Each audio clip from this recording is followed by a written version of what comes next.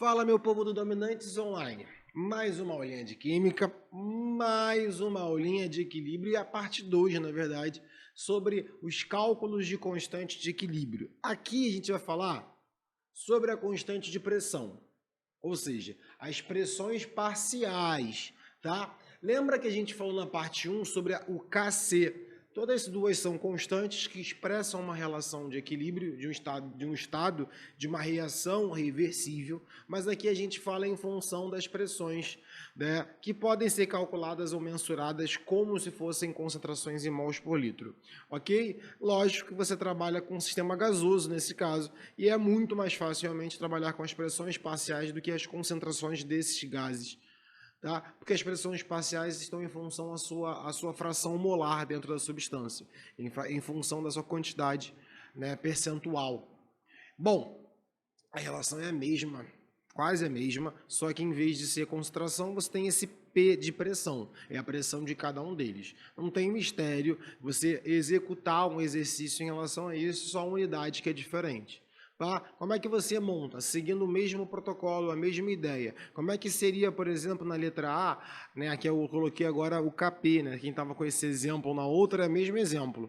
Tá? Como é que ficaria o Kp desse caso? Ficaria pressão do produto NO elevado ao quadrado vezes a pressão de O2 nessa mistura sobre a pressão de NO2 ao quadrado. Como é que fica a de B? A de B fica pressão de CO... Calma aí, deixa eu escrever o Kp, né? Kp vai ser igual a pressão de CO2 sobre pressão de O2.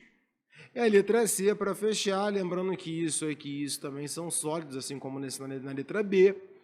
O Kp, a constante de pressão, né, seria a concentração de ninguém como produto, né, sobre a pressão do CO2 vezes a pressão da água. É isso. Não tem mistério, só escrevi aqui para você não ter dúvidas em função disso, tá bom? E um exercício, mesmo procedimento. Tá? O gás SO2 pode ser decomposto em dióxido de enxofre e oxigênio em altas temperaturas, de acordo com essa equação que está aqui abaixo.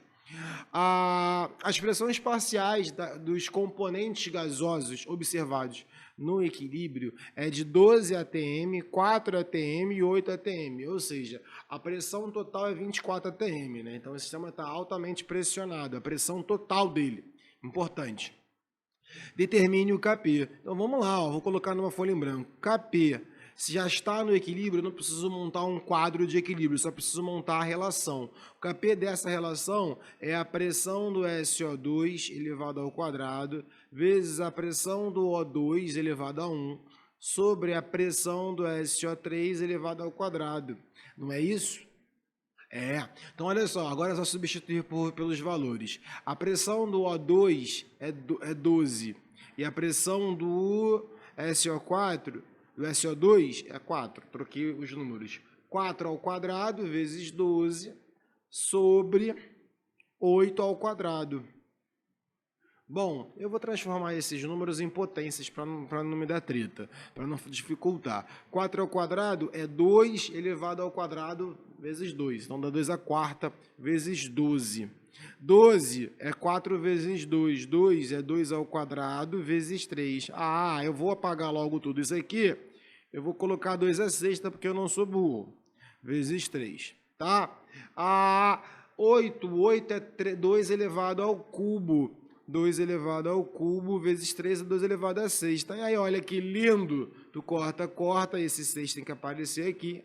O Kp dessa relação é 3. É isso. Tá? Acontece às vezes, esse cálculo maravilhoso, acontece, te mostrando aqui para não dar problema. Tá? E uma relação que eu não vou apresentar, descrevê-la para vocês, mas é uma relação onde a gente vai entender que é a relação entre o Kc e o Kp. É dada por essa equação. Então, sempre que você precisar converter um para o outro, é uma relação onde existe um ΔN. Bruno, o que é esse ΔN aí? A variação de número de mols? Mas é a variação de número de mols da relação dos coeficientes estequiométricos. É o número de mols gasosos do produto menos o número de mols gasosos dos reagentes. É o quanto variou de mols. Pode ser para mais ou para menos. Isso influencia na relação. E isso vai ser RT, né? R, lembrando que é a constante dos gases, que a gente considera como 0,082, e T é a temperatura, que você sabe que tem que ser dada em Kelvin, tá? E aí, se você tiver essas relações, essas informações, você tem o Kp. Então, o Kp é fundamental em função do Kc e em função da temperatura também. E aí, bora. Neste caso, eu tenho esse equilíbrio, mesma questão, só que agora eu estou a 1000 graus Celsius. Ele fala que o Kc é 279. E aí ele pede para mim, para você calcular o Kp. Aí tu fala, ó céus, o que faço eu? Calculo as concentrações eu passo para as pressões parciais e descubro. Não, Kp é o Kc multiplicado pelo R, que é a constante dos gases, T, a temperatura, que é 1000, elevado a ΔN. ΔN é a variação do número de mols.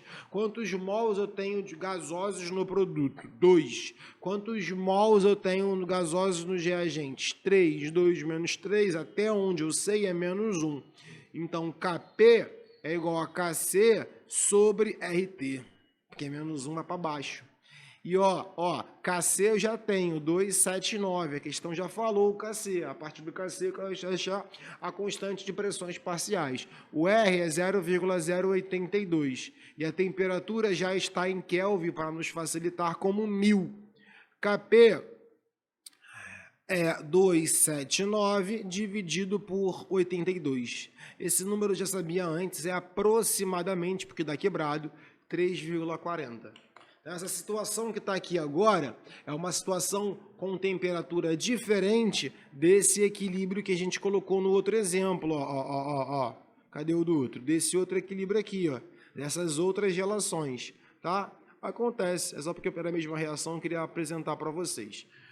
Bom, sobre as constantes é basicamente isso. A gente vai ver mais algumas relações dadas de cálculo e mais algumas outras relações de equilíbrio. Mas o equilíbrio você vai ver muito daqui para frente, porque depois do equilíbrio químico tem o que a gente conhece como equilíbrio iônico, que é equilíbrio químico com íons. A gente continua utilizando as constantes da mesma forma. Então, povo, sem mais delongas, fui, até a próxima aula. Beijos e continue comigo, continue aprendendo química, tá? Até a próxima.